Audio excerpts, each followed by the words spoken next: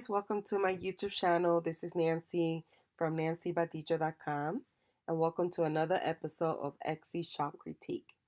Today I will be doing a critique on the store called Lukewarm Art. So thank you, Luke, for allowing me to do a critique on your shop. So the first thing I want to talk about before I do the listing audit is your taxes. If you have not done so, I highly recommend using QuickBooks because as the Etsy seller, you have to treat it as a real business, and you do have to pay quarterly taxes every quarter. You don't want to wait till the end of the year to pay taxes because you will be charged a large penalty. You also want to talk to your local CPA to talk about any taxes that your state might require. I will leave the link of the QuickBooks for your taxes and everything else that we talked about on this video. If you click below on this video, you'll have a little box where you'll have all the links to all the resources and anything that I mentioned. I will also email you a file of everything as well. Look, so let's go ahead and get started. I did a audit on this listing right here. So first impressions, I always talk about product photography, and product photography is the most important factor for a potential buyer before they buy, even before they look at the shipping costs, they look at your store reviews, or even the price of the item. The first thing that they have is to view the pictures. When I look at your picture, it does look like a button, but at the same time, I could also see someone getting confused and thinking it's a sticker. The second picture shows that it looks more of a button, I guess, because it has like that little angle because of the pin on the bottom. I wonder if, I don't know if you ever use Creative Market, and I wonder if they have mock-ups of buttons. So let me just check real quick. That's one thing I didn't do today.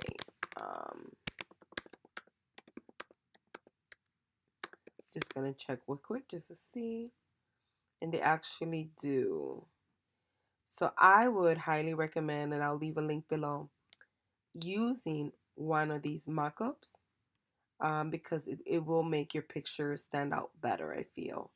Now, not that your picture is that bad, actually. I don't think it's that bad. I just think that it could definitely improve. I actually like this a lot better if you were to put your picture on actual product. So this mock-up lets you put the picture on this jacket or on this one, depending on what you prefer. And as you can see, it just looks really, like, you could tell right away, oh, that's a pin or a button, versus how you have it now. The person might have to guess what it is. So you got to think about it this way. Online shopping in like a department store, when you go to a department store, you're able to hold the product, you're able to feel the product, you're able to touch the texture. But when you have an e-commerce store or you have an online business, all you have is photos. So the photo has to like really, really, really, one, be amazing, and two, whenever somebody sees it, they know exactly what it is. They should have no confusion. They shouldn't be like, ooh, I think that's a pin, or I think that's a button, or I think that's a sticker. They shouldn't have that. If they have that, then most likely they might not buy from you because they're just gonna keep going and looking at the other listings that they're searching in the Etsy search results, or they found you on the search results on like their search engine results. So they're gonna just skip over your product. So I would recommend doing something like this, where you could put your actual picture on the product and having that one as the first picture. Now, if you want to use additional images at the end with maybe you holding the product to kind of showcase it that way, you can, but that will be my suggestion. You don't have, they're pretty good pictures, but can it look better? Yes, it can look better. So I would highly recommend looking up in Creative Market mock-ups of buttons and kind of seeing which one works for you, and buying something that is a lot clearer, that when the person is looking at it, they know exactly what they're going to buy at that given moment. I will also add additional photos. I will have one that says click below to view listing description. I will also have one that says click here to favorite this item, especially now that Etsy did the changes that whenever somebody favorites your item or favorites your shop, if in the future if you add additional items or you're running any type of promotion, they will get a notification right away. So therefore you'll be getting people that already had an interest in your item come back, and possibly the second time, if they didn't buy the first time, the second time buying from you. So I will add the picture in different angles so you kind of see. I will add it, being held like you have it now, being worn or used. So if you put it used, it will be like, on the jacket. May show it against a clear, simple background. Even though your background is nice, I feel like it is distracting a little bit. So it's better if you have your pictures on a clear, simple background, a subtle background. You don't want to have distraction from the item. Cropping the photo in a complimentary way, which you did a good job with that. Both pictures are the same size. That's another important factor. So for the most part, the pictures are good. Can it look better? Yes, it can. That just the given fact. And the photo, like I said earlier, you could have an amazing product, but if you have a bad photo, it could prevent you from making a sale, no matter how great your product is. So I do highly recommend changing it up. There is a company called Waterfine, and you could try this out just to kind of test it out and see how it goes for you. And Waterfine, they have a 30-day trial, so the 30-day you don't pay anything. And I will leave the link. And what they do is basically they take your first two images. So you only have two images currently at the moment. They take these two images, and throughout the duration of 30 days, they swap them. So one day this will be image one, then another time this will be image one, and then this will be pushed to image two, and they keep doing that, swapping them over. And in 30 days they collect data and they tell you which image performed better, like what are people clicking on, what are people buying. So that way at the end of the 30 days, all you have to do is go back and make those changes to the picture that got you more sales and more conversions and more likes and so on. So you could test this out with this picture, and if you were to buy this product and use a picture like that with the jacket and the button being used as your main picture, then you could kind of see which one does better. I honestly think that if you put it on the jacket and you make that as your first picture, people will automatically know what it is and they will relate to it and most likely even buy. So that's just my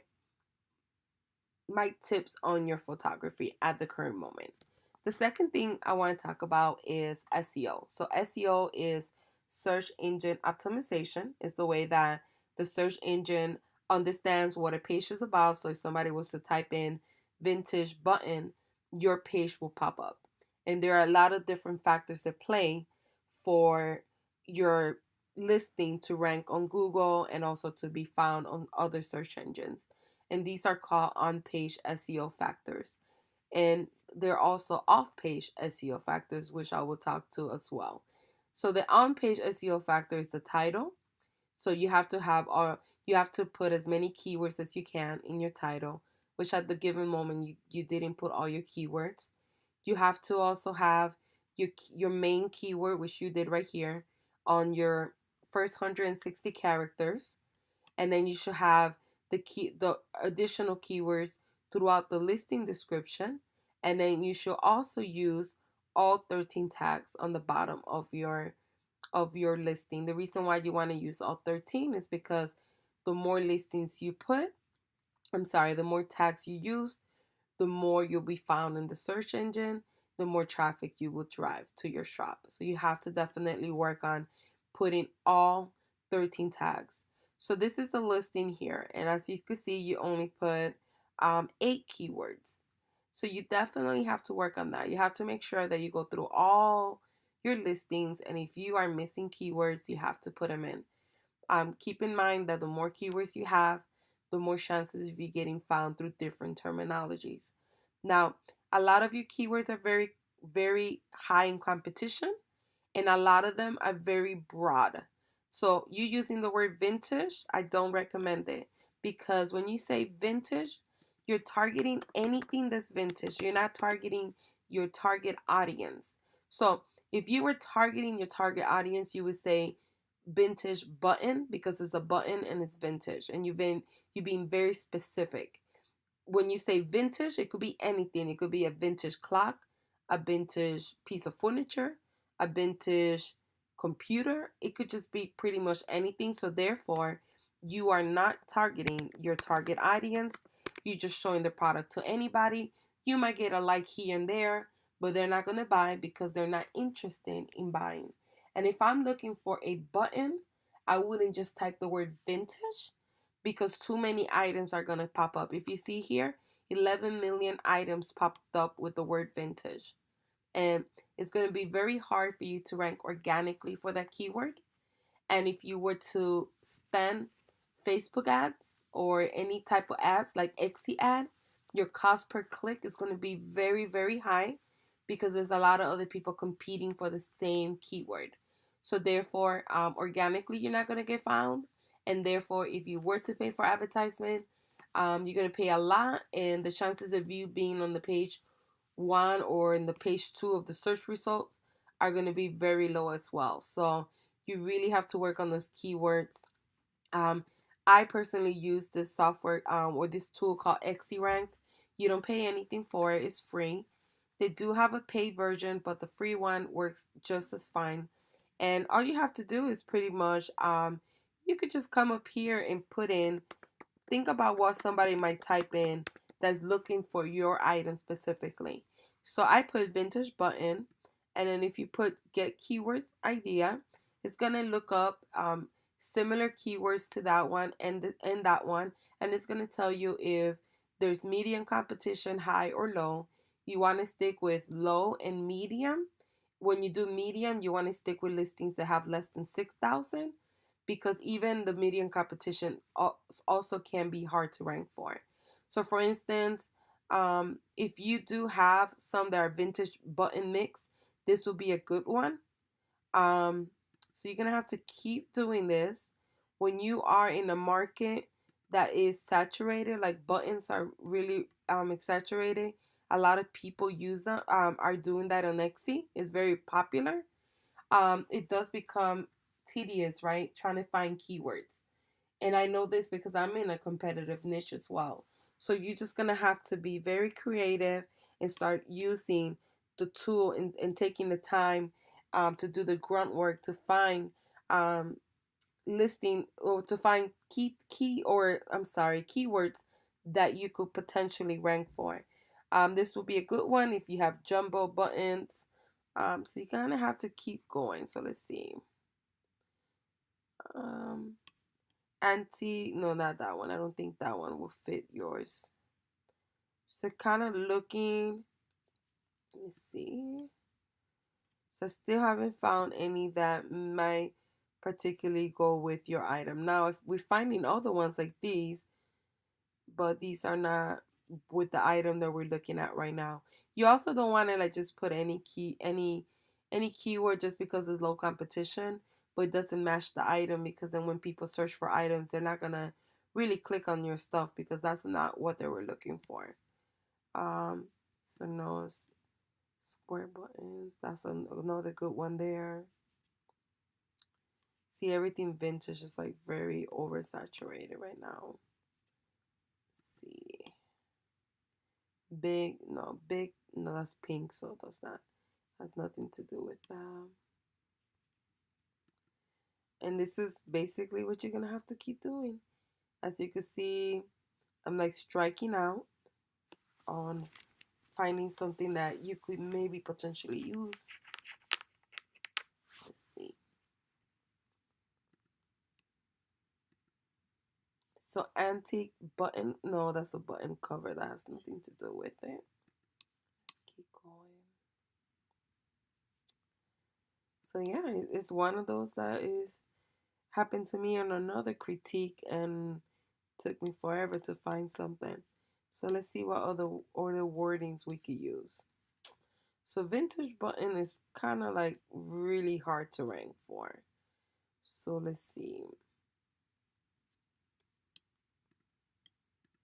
Maybe you could put I am a bad parent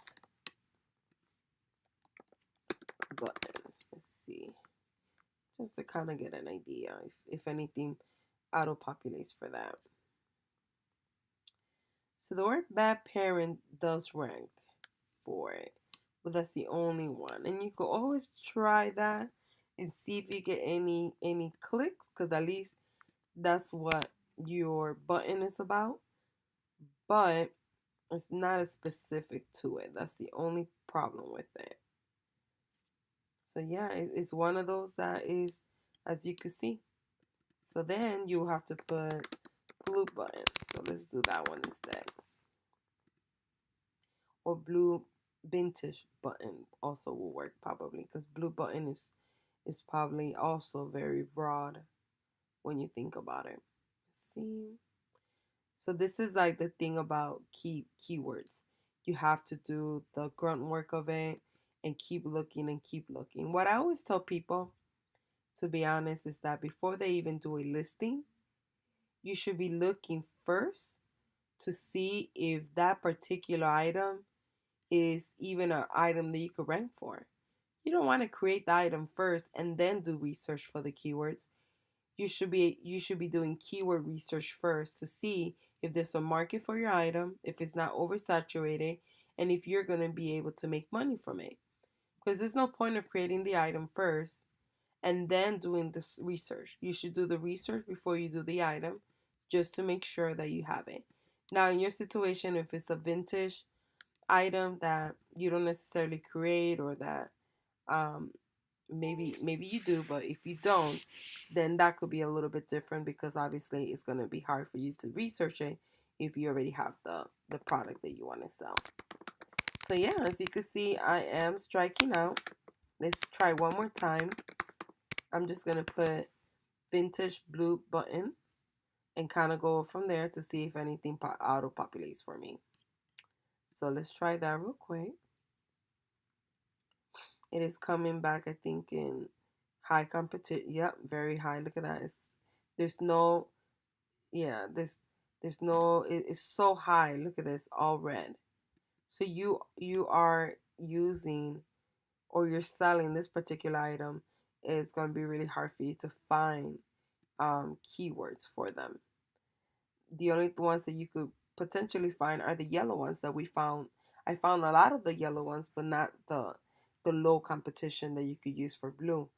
So in this situation, you will have to use um, yellow ones. You have to try to use all 13. You have to try to also get as close as possible to the description of what you're selling, because it seems like it's going to be really hard for you to find um, any types of tags that you could rank for that describes exactly what you're selling. So yeah, you're gonna have to get very, very creative and keep doing this until you find additional um, keywords. This one is round blue button, so you could kind of use something like that. So stuff like that you could use. It's a lot closer than just putting the word vintage. It's a lot more targeted. Is it the actual target? No, but it is a lot closer at least. And that will drive you a little bit more traffic and hopefully increase your sales. This one is baby blue buttons, which is not technically what you're selling, but it is a lot closer. So you're gonna have to spend some serious time thinking of different ways that you could call this, or thinking of the different ways that people actually search for your particular item. You can also look at what other people are using, like your competitors, and then go into the keyword search on XRank, putting the keywords up here and kind of seeing what comes up to kind of get ideas of different ways that you could describe that item.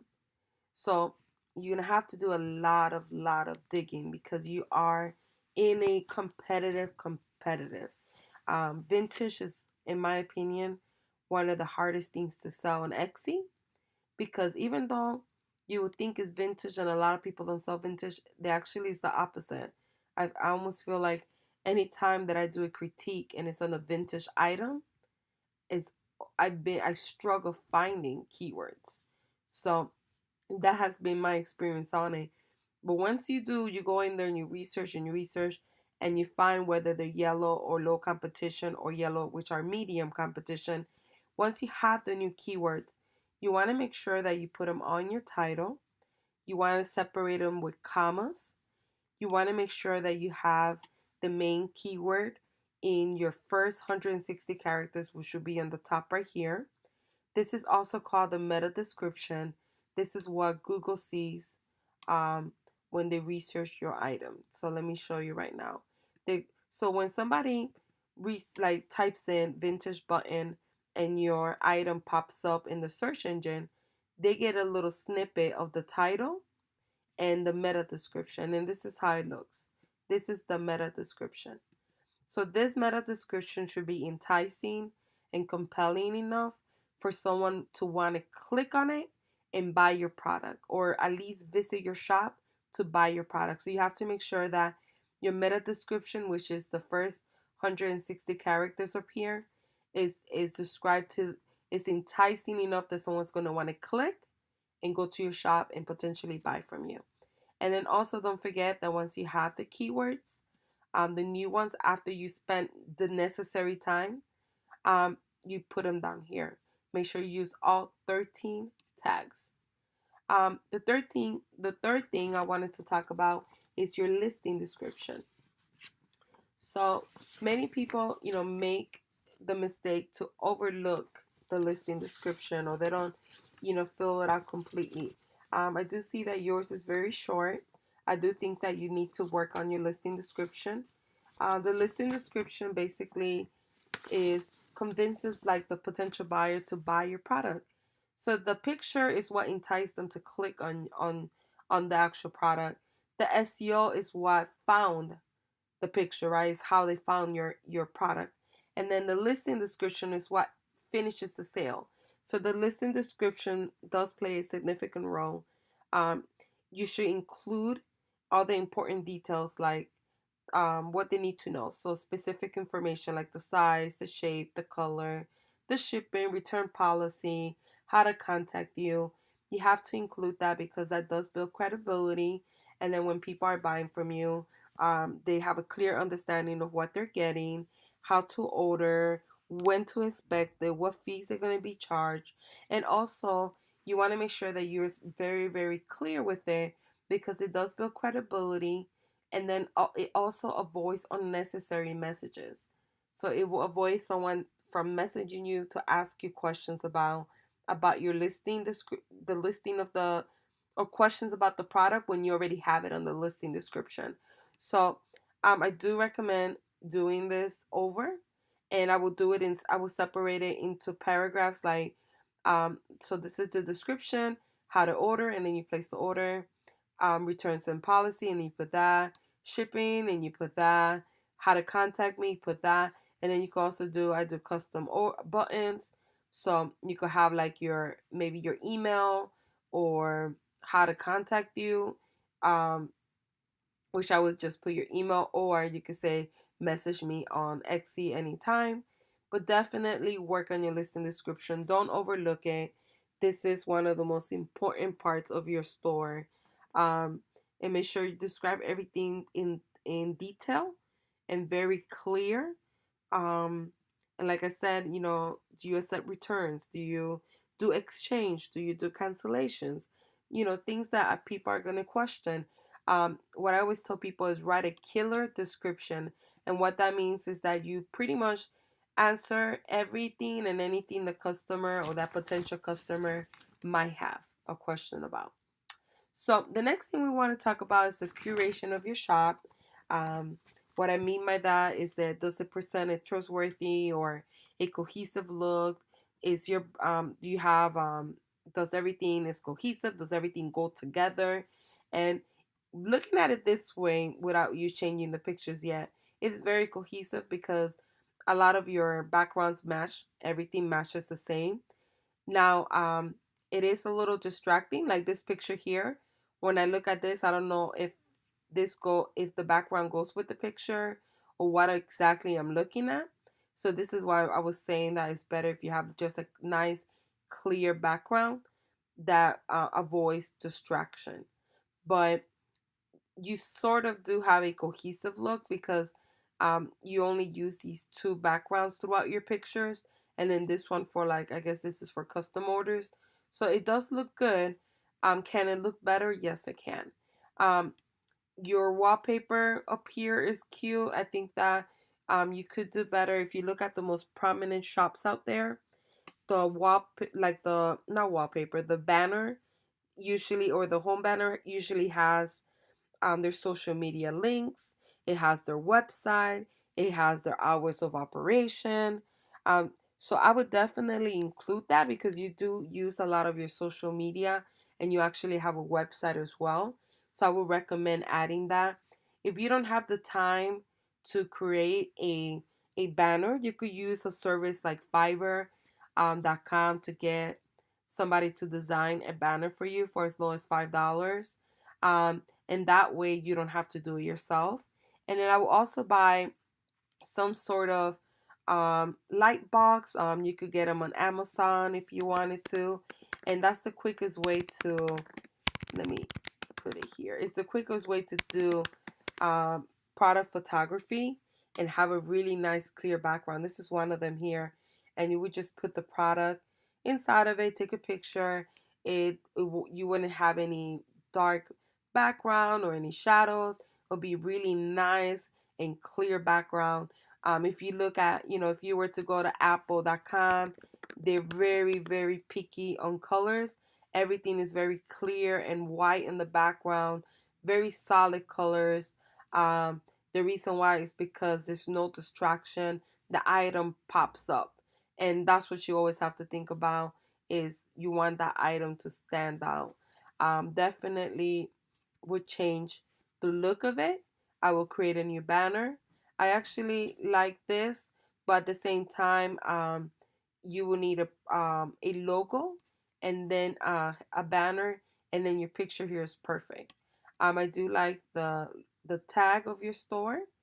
You're doing a great job on your reviews. I was kind of looking at them, so obviously, your product is high quality. So your products are really, really nice. I think the most important thing is the curation of the shop, like kind of making everything come together and have like a nicer style and more clear. And then also your SEO needs work, but that's mostly because if you do sell vintage stuff, it's just a lot harder to sell. I do like the fact that you have like a little slide up here with your stickers and buttons. Some of them, as you can see here, I don't know if that's part of the pin because it's like vintage, or if that's just lighting from the picture. If it's lighting from the picture, then I would say do it again because you want to make sure that your pictures are clear and beautiful and that they stand out. And you did a great job with putting your links here for your social media and your website. I would do Twitter and any additional ones that you have. Um, but yeah, I mean, my recommendation for the creation of your shop is basically a banner, like I said, making sure everything's cohesive, making sure that if I was to search for something on Etsy and I saw this listing and then I came across this one, I would say, oh, that comes from Lukewarm Art because it's all cohesive and it's the same style. When it looks like it comes from 2 or 3 separate stores, then it's not cohesive. So you want to make sure that you work on branding because branding separates you from amateurs, and the branding is what's gonna give you that extra appeal that people are gonna say, "Wow, this is a beautiful store. I want to favorite, or I wanna, I wanna like everything in the shop, or I want to just go ahead and buy the stuff." So these are my recommendations for your shop. I also recommend that once you do your SEO, and I know it's gonna be a little tough, but once you do your SEO, once you do your updates on your photos, you write a killer description, that you pay attention to key performance indicators. It's really, really important that you start checking your metrics quarterly, your sales, your conversion rates. You need to know everything about your store. The more insights you know about your store, the more you have a clear understanding of what sells and what doesn't, the more you will make money, because then you could go ahead and eliminate the products that you're not making any money from and create a robust line around the products that you are making money from. You want to focus your energy on the actual listings that people are buying versus the ones that they're not. But the only way you know this is by one, measuring everything, seeing what people are reacting to, seeing what people are buying. Also, it's important to set up your Google Analytics, because the more information you have about your audience, the more targeted you could get. So later on, when you do a Facebook ad, or if you do an Instagram and they ask you female or male, what age, what location, what interest, you know exactly who to target, and therefore you could spend, let's say on Facebook, $100, but then you make 600 from there, because you are targeting the right demographic, and that's what you definitely have to work on. um, so let's go ahead and look at the other listings that you gave me, the other links. So this is a link to your website. I like the fact that you have a newsletter. A lot of people don't have this set up, not even on their blogs. What I do recommend is setting it up on your store. For instance, you could put a picture at the end, right? Saying, click below to get 10% off. And then when they click below, they subscribe to your channel, to your newsletter, right? And then they get a coupon right away. So this is, let me show you. I did it on one of my listings. And this is how it looks. I put it at the end. It says 10% of your order. Sign up to my newsletter to receive the instant coupon. And then it says link below in the listing description. So when they go below, this is the link right here. And all they have to do is copy and paste the link. So they take this here. They put it in the browser. And it takes them to this page, and they put their name, and they get a code for the first order in my shop. The nice thing about that is that you do collect emails from Etsy, and you're able to send them later coupons, or you could let them know, hey, I just added new stuff in my store. So I definitely recommend doing it in your shop. I have a program that I use that you don't need to have. It's free, and you don't need to have a website. You actually have a website, so you could do the free one, or you could do the pop-up form, whichever one you want, but they're both free. I have the video on my YouTube channel that you're watching right now, so you'll be able to go ahead and watch that video, and it gives you the step on how to set it up on Etsy the correct way. But I highly recommend doing that. I like the fact that you have it, so that's really, really good for building your brand. Let's check your store. It's really cute. I think that you've done a really good job with it. You have your picture here again. You have a bio. You have pictures. So it looks like you taking the time for it. I'm not sure how much you updated, but I do understand that maybe the blogging you updated a little bit more. Let's see. So you did the last blogging was July 23rd. Okay, so you're just starting. So it's not bad, but I would highly recommend at least writing, if you're going to keep up with the blog, at least doing 3 to 4 blogs a month, and also making sure you're targeting for keywords. So therefore you could drive traffic, organic traffic to your blog, and then from your blog, it will go to the Etsy shop. So overall, I think you're doing a good job with this. Can you, post a little bit more often? Yes, you can. Tumblr, I really don't use Tumblr, so I wouldn't be able to. I don't feel like I'm right, or even know much about Tumblr to give you advice on it, other than the fact that I'm scrolling through it and I kind of like this. I don't know why. It's so cool that I could go like this and see the pictures. It almost looked like an Instagram a little bit. But I think you've done a good job with it. I know with Tumblr it's more fun and it's more about photos and stuff like that. So therefore, good job. At least good job of attempting to have um, all the big platforms that many people use, because that's another mistake a lot of people use, is that they say, they only use one platform. But a lot of people use, some might use Tumblr, but they don't use Facebook, or some will use Facebook, but they don't use Instagram, and so on. So it's a good idea to have all of them like this. It just make sure that once you do set it up, that you do consistently post, because if not, you will never grow it. That's the only downside of it. That it does keep. It's a lot of upkeep. Um, your Instagram, actually, it's not too bad. I like the fact that you have personal pictures of yourself.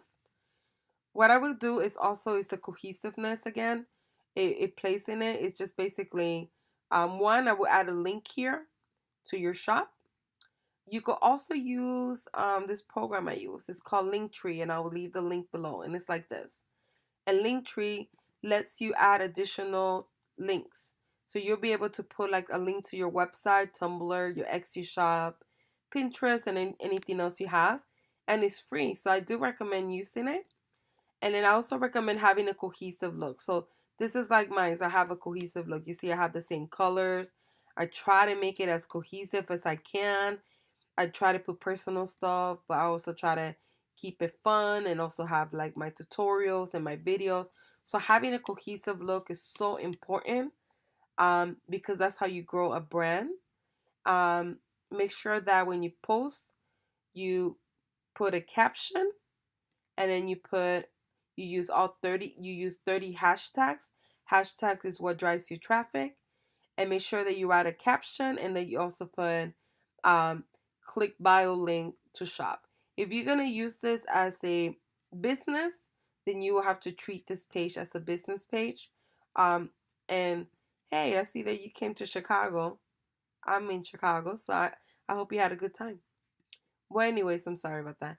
Make sure that you keep it more business related, and then once in a while, do share stuff like this, because it's important that you just don't post about selling.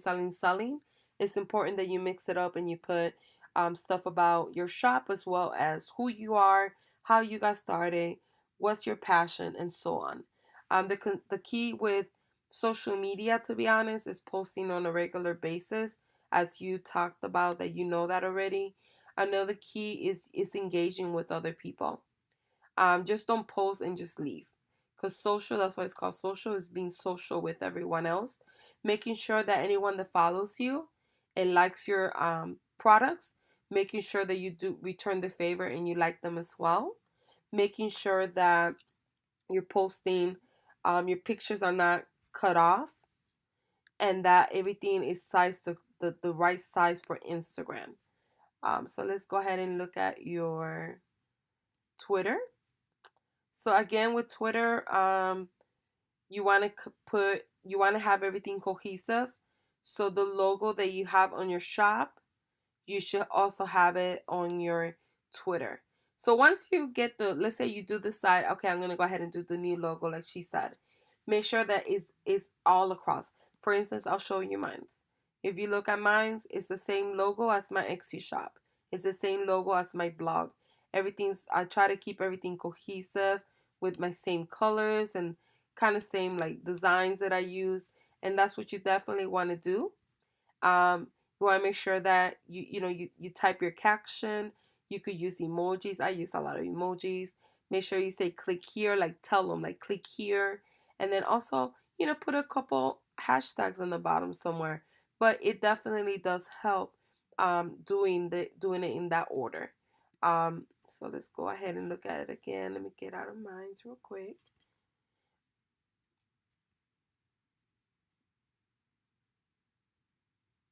This is pretty cool, actually. Is this your video? Oh, that's someone's video that they're painting. That's pretty cool. I like that.